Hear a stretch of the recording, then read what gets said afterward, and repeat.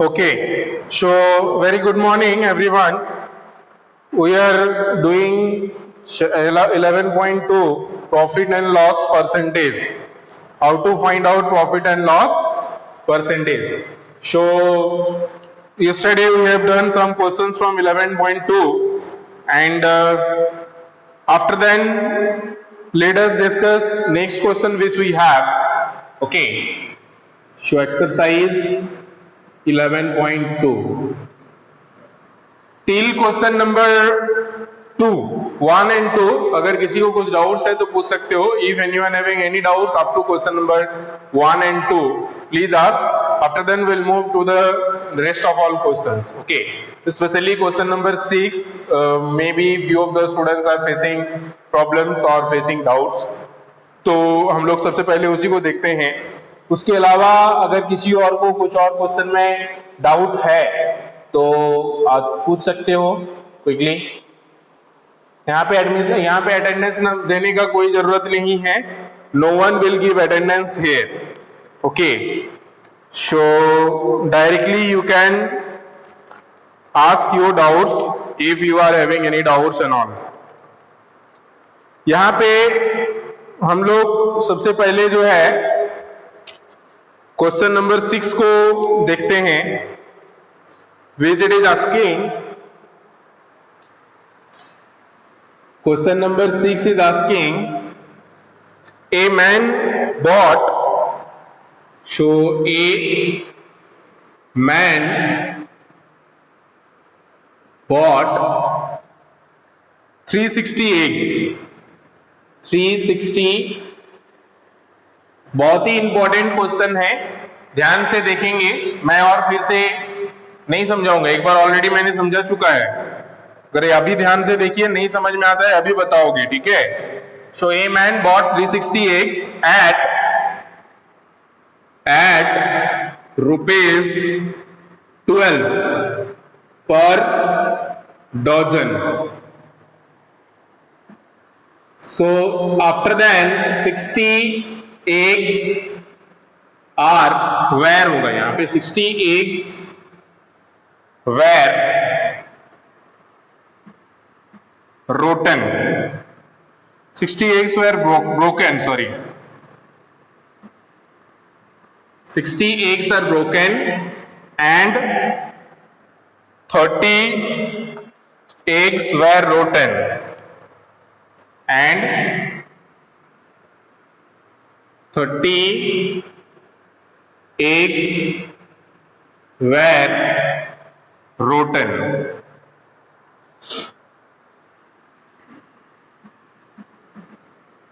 So what you have to find is find his profit or loss percent.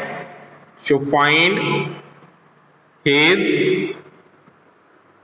profit or loss percentage. If he sells the rest of the eggs, if he sells the rest of the eggs at rupees 15 per dozen. Okay, तो question पहले समझेंगे हम लोग. बहुत ही simple है. एक आदमी है, 360 एग लेके आते हैं, अंडे लेके आते हैं. 12 रुपए पर डजन का प्राइस पे वो लेके आते हैं. तो यहाँ पे कॉस्ट प्राइस पहले जो है वो हमें निकालना है. तो कॉस्ट प्राइस बहुत इजीली आप निकाल सकते हो, या तो पहले इस तरह से निकाल के कि 12 eggs cost 12 rupees, so 1 eggs will cost 1 rupee, so 360 eggs will cost 360 rupees. Or you can directly convert 360 eggs into dozen also by dividing 12 में डिवाइड करके आप डजन कितना होगा वो निकाल के जितना होगा उसको 12 से मल्टीप्लाई करके भी आप देख सकते हो कॉस्ट प्राइस कितना होगा. कॉस्ट प्राइस बहुत इजी है. तो यहाँ पे हम सबसे पहले एक प्रोसेस यही देखते हैं जिसमें डजन में कन्वर्ट करके देखेंगे. तो वो भी इजी होगा। और अगर डजन में कन्वर्ट नहीं भी करते हो डायरेक्टली करते हो वो भी इजी होगा। तो यहाँ पे हम उतना डीपली नहीं जा रहे हैं, सिंपली 12 एक का दाम 12 रुपया है तो एक का दाम 1 रुपया होगा, तो 360 एक का दाम 360 होगा। तो मैं यहाँ पे सिंपली कॉस्ट प्राइस जो है यहाँ पे लिख ले रहा हूं 360 रुपीज। अब कॉस्ट प्राइस हमें मिल गया। अब मोस्ट इंपॉर्टेंट थिंग है कि हमारे पास 360 एग अभी है, पूरा 360 एग हम नहीं बेच पाएंगे। क्यों? क्योंकि मेरे से 60 और 30 90 टोटल 90 एग्स जो है वो माइनस हो गया है। ठीक है, तो अभी हम लोग को लिखना है कि रिमेनिंग एग्स और eggs left show remaining eggs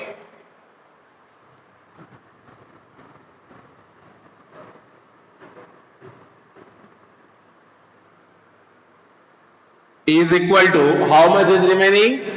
360 minus 90. 360 minus 90 is 0. 9 plus 7 is 16.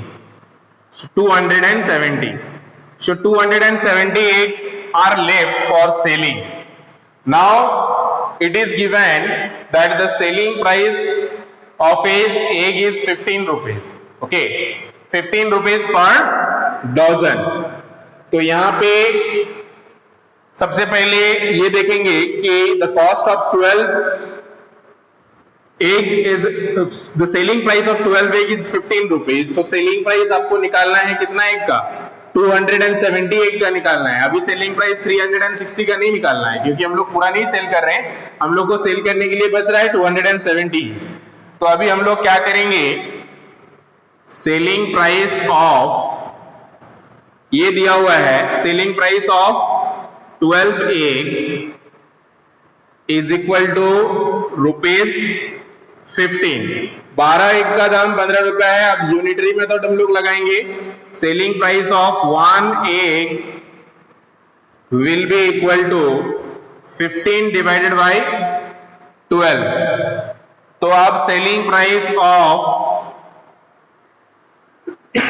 270 egg, so 270 eggs is equal to 15 divided by 12 multiply 270। अब इसको आपको कैंसिल आउट करना है तो कितना टाइम्स में जाएगा ये देखते हैं। ठीक है, 12 है, show 3 4 times 12, 3 9 are 27, so 90, then again it will goes in 2 times, so 2 2 are 4, 2 45 are 90, okay, so 15 multiply 45 by 2, so 15 multiply 45 करने से कितना होगा देख लो, 45 multiply 15, 5 5 are 25, 5 2 carry, 5 4 are 22, so 45 5 7 675 divided by 2, so 675 को अगर आप 2 से डिवाइड करोगे, यहाँ पे हमारा 15 मल्टीप्लाई ये आ रहा है 675 डिवाइडेड बाई 2। अब इसको अगर डिवाइड करके डेसिमल में लाओगे तो कितना होगा ये देखना है। 3 2 are 6, so 7 3 2 are 6, 1 15, 7 2 are 14, okay, decimal 5 2 are 10, right? So 337 decimal 5 आ रहा है, 337 डेसिमल 50 आएगा। So 337 डेसिमल 50 आएगा जब इसको आप डिवाइड करोगे। ठीक है, तो इसको जल्दी से एक बार लिख लीजिए सब कोई। हमारा जो सेलिंग प्राइस आया है मैं यहाँ पे लिख रहा हूं।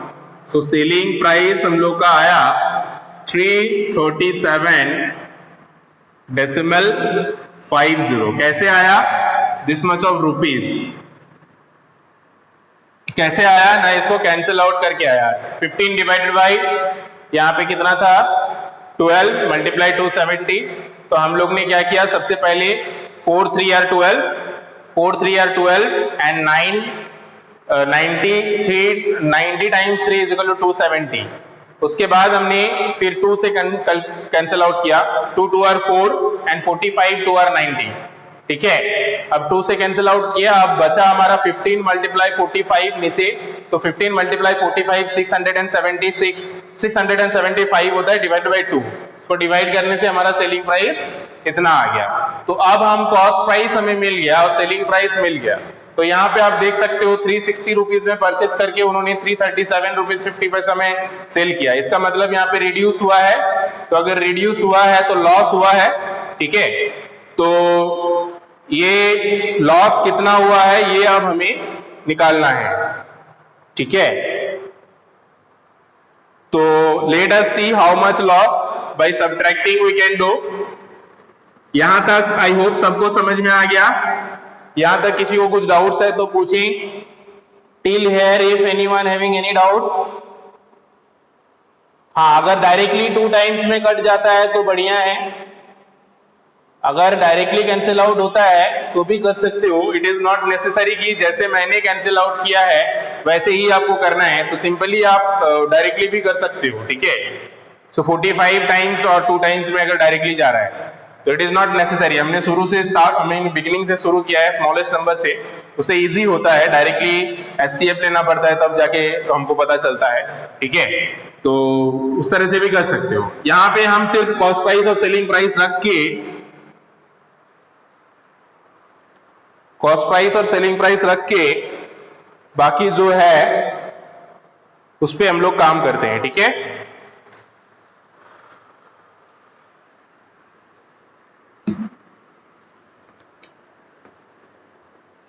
कैंसिल आउट करना अलग अलग तरीके से हो सकता है। ये जरूरी नहीं है कि जैसे कोई एक कैंसिल कर रहे हैं वैसे ही होना चाहिए, वो कैसे भी हो सकता है। तो हमारे पास अभी कॉस्ट प्राइस और सेलिंग प्राइस आ गया, तो हमें अभी लॉस पता चल गया कि लॉस है क्योंकि यहाँ पे कॉस्ट प्राइस जो है वो ज्यादा है सेलिंग प्राइस से, तो loss is there. So loss is equal to cost price minus selling price. So 360 minus 337.50। Subtract करने तो आता ही होगा, डेसिमल वाला सब्ट्रैक्शन हम लोग यहाँ पे करते हैं। 3 कोई भी रफ वर्क अगर होता है ना तो राइट हैंड साइड में आप लोग करना। चलिए यहाँ पे करते हैं।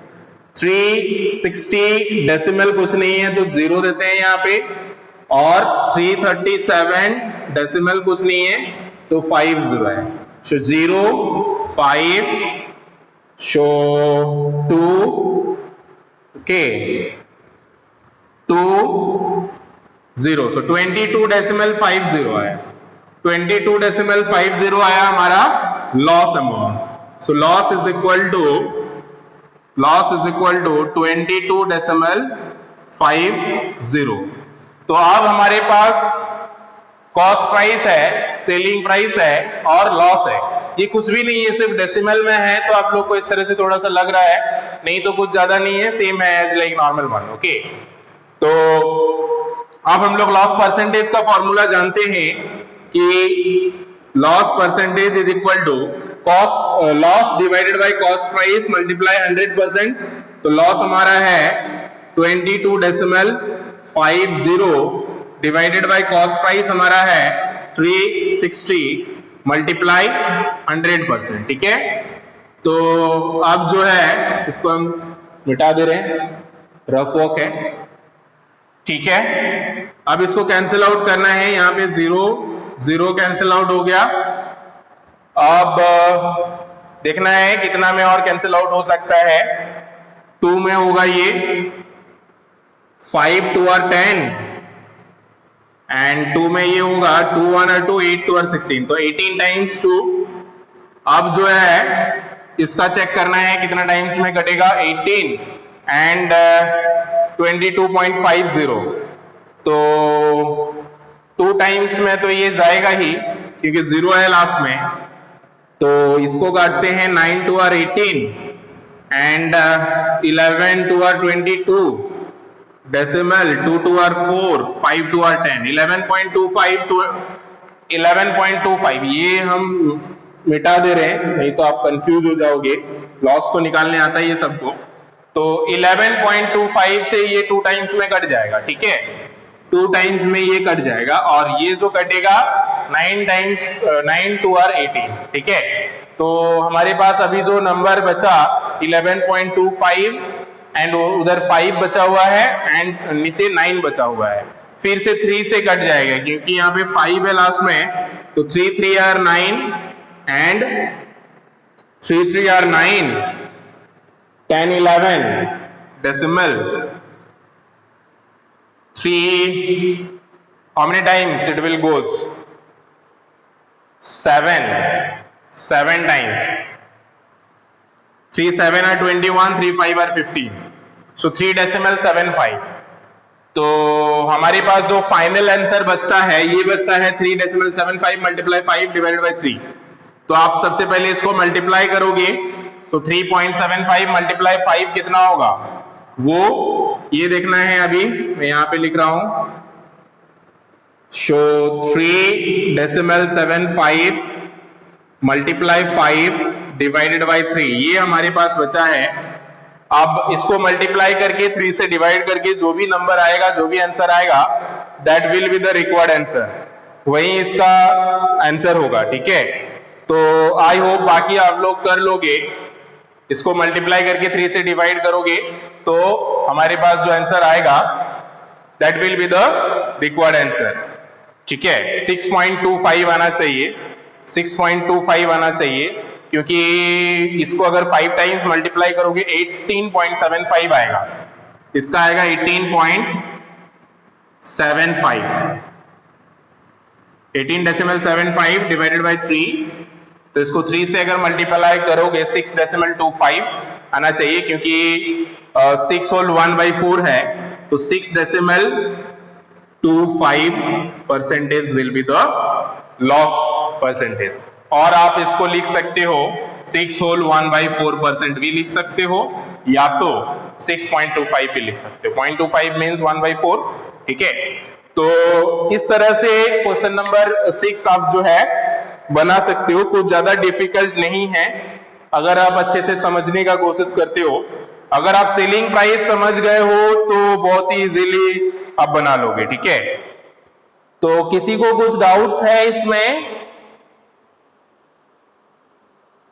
यस, 1.25, हाँ, ये समझ में आ गया सभी को ये क्वेश्चन? यस।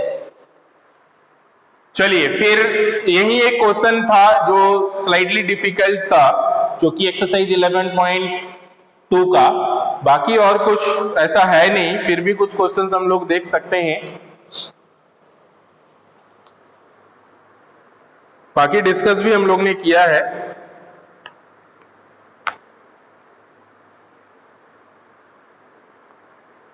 चलिए एक एमी से बनाते हैं हम लोग।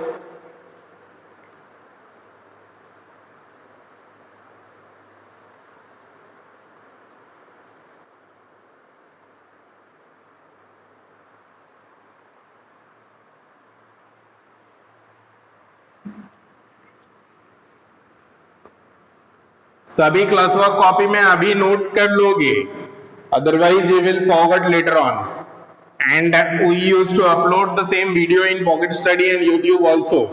So whoever not understood, they can watch for the revision also. They cannot, they need to revise, they need to go through once. एक बार तो सभी को देखना चाहिए, उससे एक रिवीजन भी हो जाएगा, ठीक है। तो हम लोग बात करते हैं क्वेश्चन नंबर 7 का, एमई का। पहले 4 का डिस्कस करते हैं, question number 4, then will discuss 7। So a dealer sold a house for this, a dealer sold a house for rupees 15, 4 times 0 I think. So 1 times 100 thousands, 10,000 lakhs, 1,50,000, and by making a profit of